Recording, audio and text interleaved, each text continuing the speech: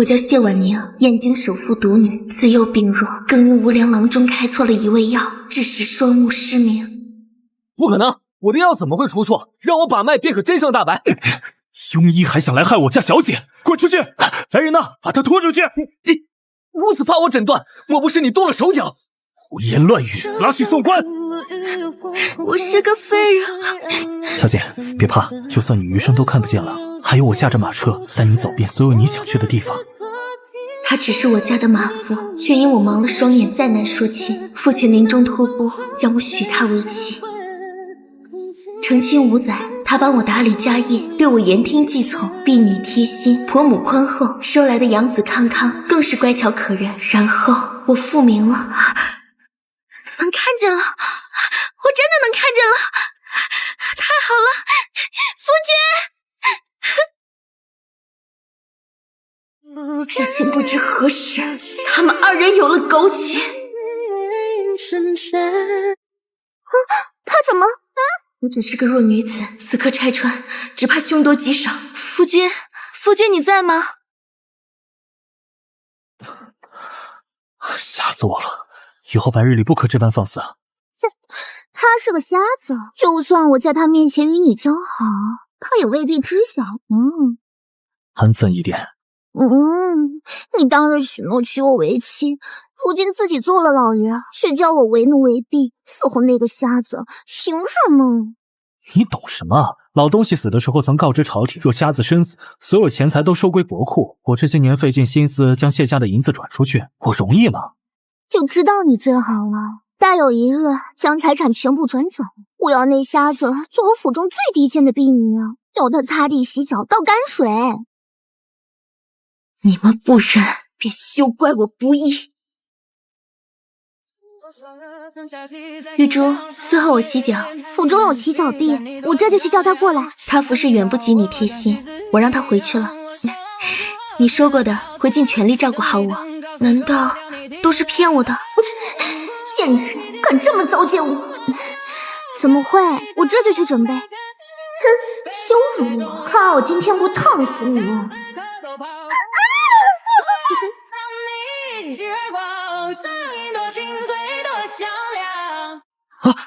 怎么了？从前的洗脚婢不够妥帖，我送出去了，还未找到新人进来，想叫玉珠帮帮我，也不知他是怎么了，忽然尖叫。夫君，发生什么事了吗？分明是你拿开水泼我！怎么会呢？我双目失明，方才只是听见脚步声，想来帮你端水罢了。你端的不是洗脚水吗？为何会有开水？你别信他的眼睛恢复了，他一定是知道些什么。闭嘴！知道什么？你不就是想报复我吗？装什么装？老爷，你管管他啊！我为什么要报复你？这5年你待我无微不至，我感激你还来不及呢。莫非是你做了什么对不起我的事？你个下人，主子说什么就是什么，滚出去！若是不愿意做，就换个人来。别怕，我去好好罚他，给你出气啊！别生气了，老爷好好疼他你啊！夫君，你在吗？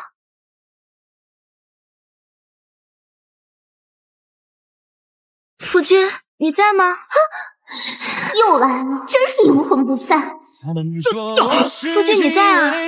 怎么不理我？发生什么了？我刚路过，大晚上的看不见路，你出来做什么？啊，午后下人说院子里老鼠多，放了捕兽夹，还未贴告示，我怕有人踩到。哦，对了，石桌上涂了粘老鼠用的药，若是老鼠粘在上面，不脱一层皮可下不来。知道了，我回头就写，先送你回去。死瞎子，哪有这么巧的事啊？一定是你故意的。这好像不是去上香的路啊，是一条近路，我还能害你不成？哼，若你不肯走，那失明便是装的，老爷定不会放过你。若是看不见，掉下去死了最好，省得你占我的位置，还让我的康儿叫你娘亲。夫人，怎么不走呀？你在搞什么？谢婉宁若是死了，谢家的财产便要充公了。老爷，你听我解释。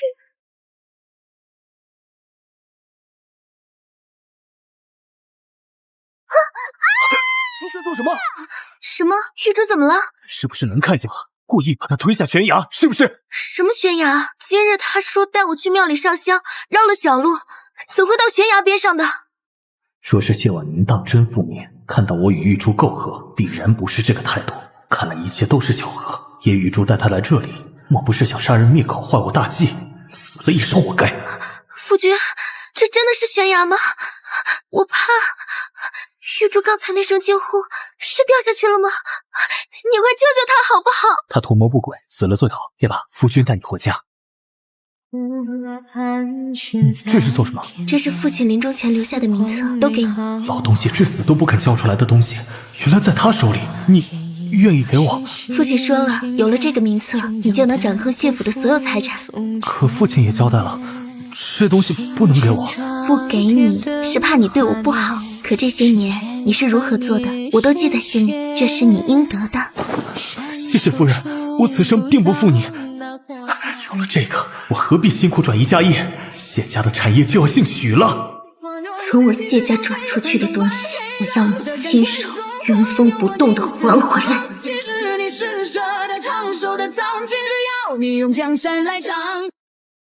我跌落悬崖几个月，你也不知道找找我，你这个负心汉！明知道他死了，所有财产都得充公，却还要铤而走险，你还好意思质问我？那你现在在做什么？我们好不容易转移出去的银子，你又全都带回来了。谢婉宁将名册给了我，这意味着我可以彻底接手谢家的产业，往后再也不必那样偷偷摸摸了，不好吗？你这是什么意思？你要一直留在谢家，谢婉宁她也不能死，我要一直给人为奴为婢吗？他只是个瞎子，你就当是个摆设不好吗？转移出去的财产才不过谢家财产的1%，哪个更多你分不清吗？那好吧。就怕你不回来呢，这么轻松的死掉，太便宜你。夫人说了，泔水桶刷不干净，今天不许你吃饭。夫人说了，这几缸水挑完才能歇息。活都没干完，就在此偷懒，真是个贱皮子！你太过分了你！我遵夫人的吩咐，你若不从，就滚出府去。好，你等着！谢婉宁，你的眼睛已经恢复了，你故意折磨我是不是？是啊，怎么了？是你承认了，这些日子以来你都是装的。那又如何？你们装了5年，我才装了几个月，谁过分了？故意糟践我，我不会放过你的！哼，说叫老爷知道了，你必死无疑。好啊，那就要看他相信谁了。说完了吗？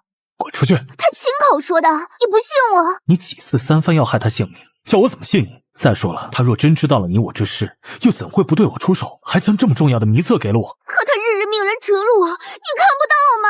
那定是你做错了事，别再胡闹，不然我便将你送出去，永远也别想见到你儿子。我的养子甚是乖巧伶俐，讨人喜欢。可当我知道他是叶玉珠的儿子时，便再也没了亲近之感，只想放他出府，却不想这小东西竟遗传了他娘的黑心肝。我不要那瞎子做娘亲，他怎么还不死？分明我有自己的娘亲。康康听话，带爹爹和娘亲将谢家的家产转移出去，祖母教你亲手杀了这瞎眼贱妇，如何？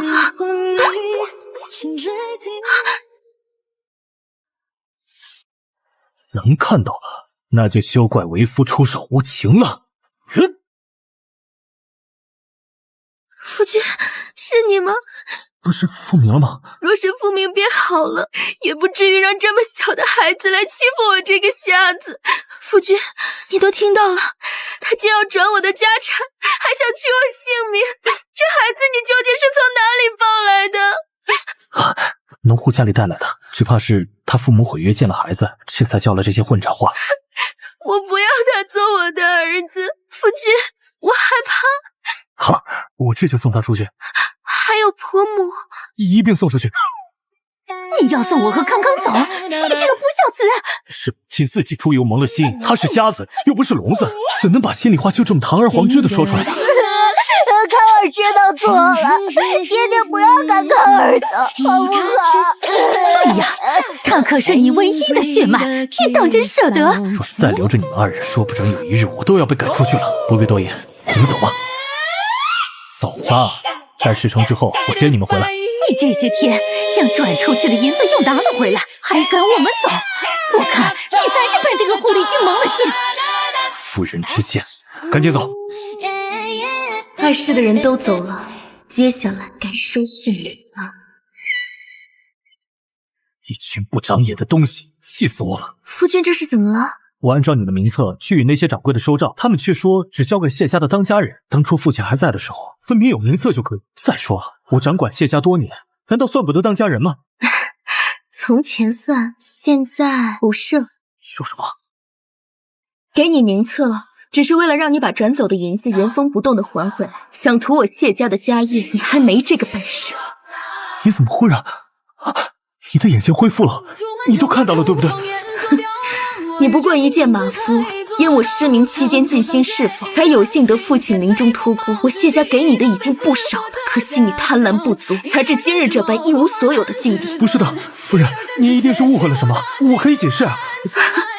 误会？你与叶玉珠苟合，乃我亲眼所见；你们二人谋得我谢家家业，乃我亲眼所见；你们祖孙三代都想要我的性命，更是我亲耳所闻。这有什么误会啊？人都有做错事的时候，我只是……人都该为自己的错误付出代价。听好了，我谢婉宁今日休夫。我怎么会一无所有？你不让我好过，你也别想活！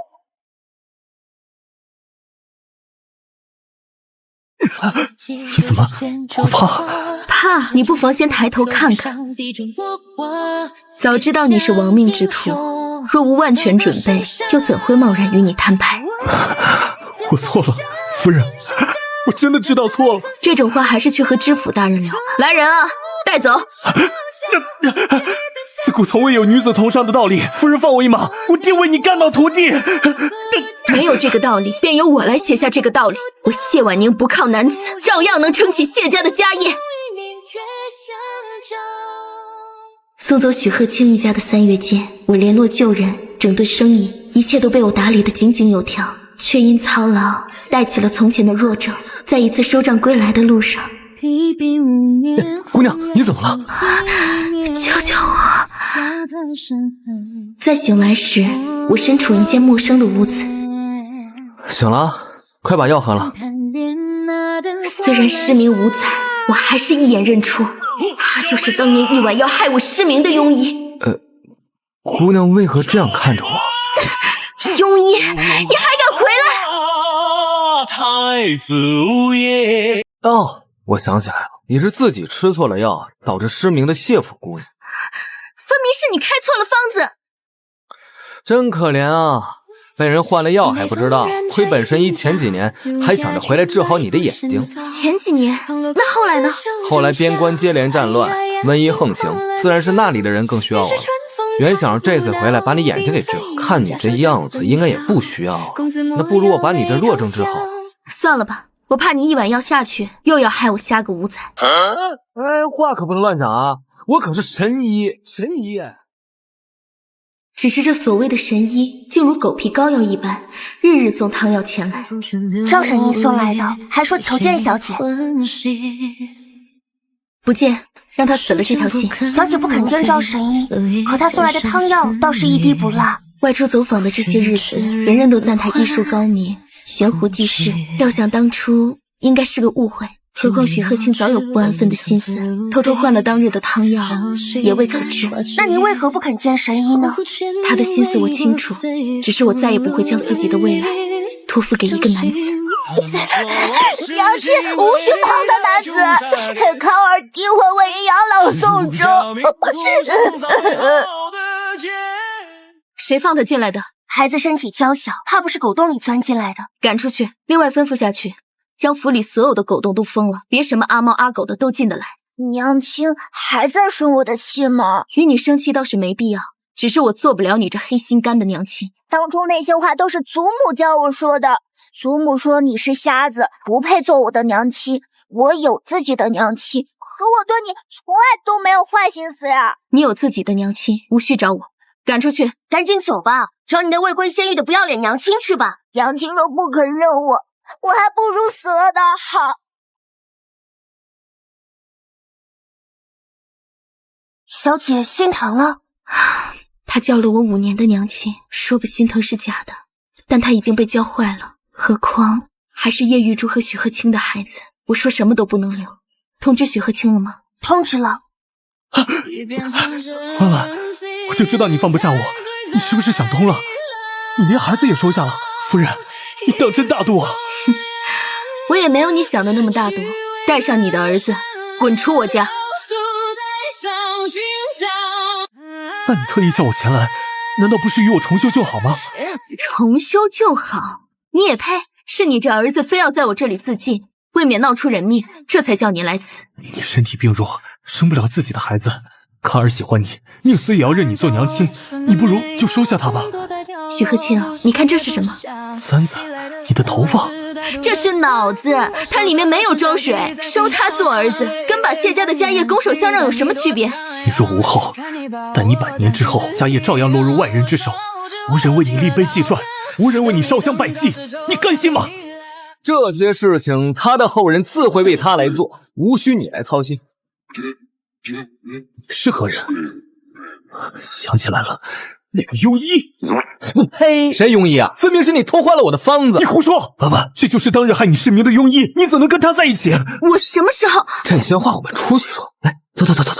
我什么时候跟他在一起了？说什么说？我跟你有什么可说？确实没什么好说的。这有个好吃的，你尝尝。你给我吃了什么？我若是你，现在就立马往家跑，不然当众出宫。哎呦，我跟你。你是不知道，他吃了我的强力泻药，当时就兜不住了，一边跑一边奔，哎呦，中途还摔了一跤呢，弄得满身满脸都是。我猜啊，不出明早，这件事就能传遍京城。说完了吗？说完了。那这孩子你带走。为什么？我叫许鹤清来此，是让他将这个企图赖在府中的儿子带走。你把人带走了，现在这个孩子也归你了。这可怎么办啊？有了。李金不是问题，虽比不上谢府那样的家大业大，却也不会亏待了正妻。那就好，不知员外何时来迎亲？话还没说完，李金不是问题，但我张家只取良家子，为奴为婢不行，过了身子不行，品行不行。那是自然啊，我不会骗你的。叶玉珠，你自己的儿子，你管是不管？儿子？什么儿子？与我无关，您别听他瞎说。怎么瞎说了？你在谢家为婢期间与马夫偷情，生下孩子，后来马夫娶了谢府小姐，你二人一起谋人家财产，还几次开门要将人给弄死，如今被赶出府还死性不改，丢了个孩子过去恶心人家，你要不要脸？我撕了你的嘴！真没想到你是这种人，够死！没有的事，您别听他胡说呀！这庸医害人，5年前还害着谢家小姐瞎了眼呢。哦，谢小姐身居内宅，你若不是府上的奴婢，怎知是我害她瞎了眼？现在看来是我瞎了眼，原想着续钱，身份低些也不打紧，没成想你是这种人，惹了我张家，今后你休想在京城立命。送走了？那可不，一劳永逸，张员外直接将他母子2人赶出京城，从今往后再也不会来找你麻烦了。真没想到你医人的本事不怎么样，害人的本领倒是挺厉害。我医术怎么就不行了？你这娘胎里带出来的弱症我都治好了，就是太医院里边的御医都做不到，你别没良心了啊！好吧，算你厉害。那赵神医亲手熬制的汤药需要多少银子？银子就不必了，若你真心想谢，不如以身相许。你没错，我做这一切都是为了你。从前对你呢只是心怀愧疚，重逢的这些日子，我亲眼见你一介弱女子撑起庞大家业，养活无数个家庭，你的能力魄力都令我心生敬佩。所以谢姑娘，你想都别想。整日就会问我要银子，我哪里还有银子了？当初弄出来那么多，足够你3辈子也花不完。若非你贪多被人骗了回去，我们何至于这样？你这是怪我？说你年轻时努力些，嫁个达官显贵，我生来就是公子哥，何至于给人做了那么多年的马夫？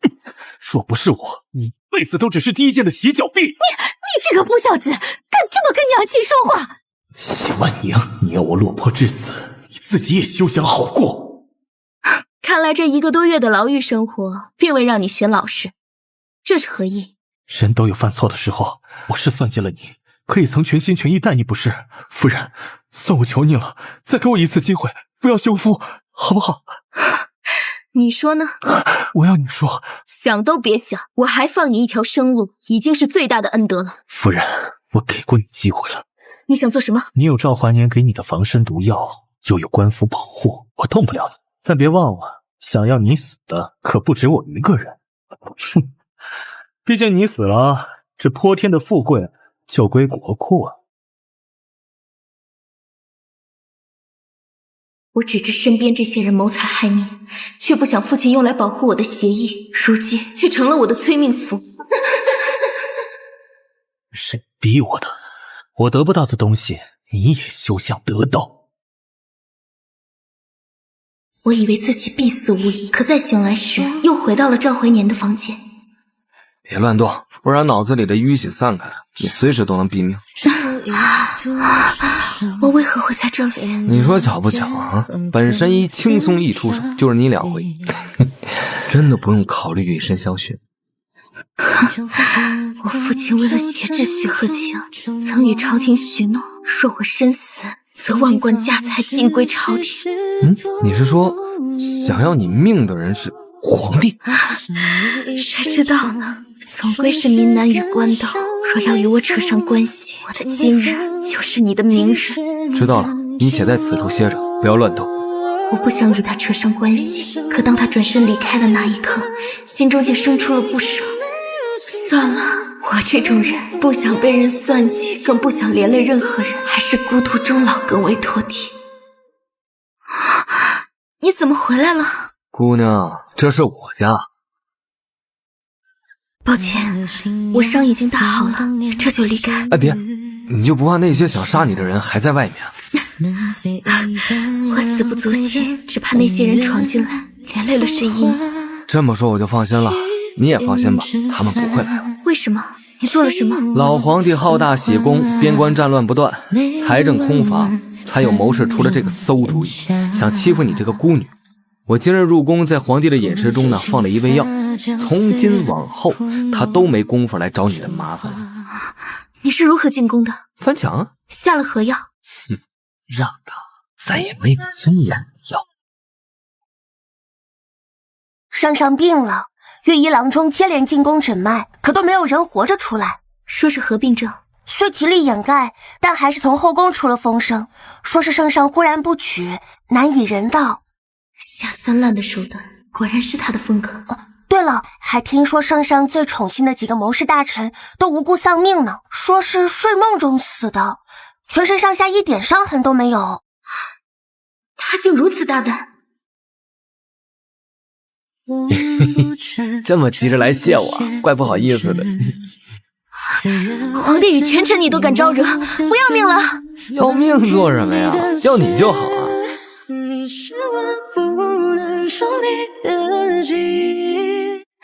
若是被人发现了，此事唯有你我知晓。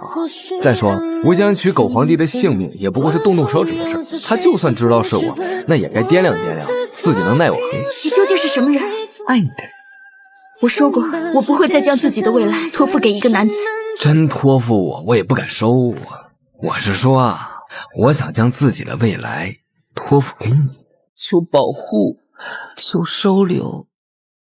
最终，我还是在2年后招赵怀年为婿。太敷衍了吧，都不会亲自去接我的。怕你太骄傲，日后不好调教。无需调教，我都听你。赵神医怎么入赘啊？真给我们男人丢脸。就是啊，自古从未有女子主家的道理，怎能让这些女人踩到咱们的脸上？入赘怎么了？我夫人聪明能干，有惊天美地之才，比你们这些男子强千倍万倍。就你们这张脸，踩上去都是脏了我夫人的脚，赶紧滚蛋！不然本神医新研制的拉拉丸，让你们一次吃个够啊！快走快走，别惹这个疯子。怎么样？我超乖的。一场梦。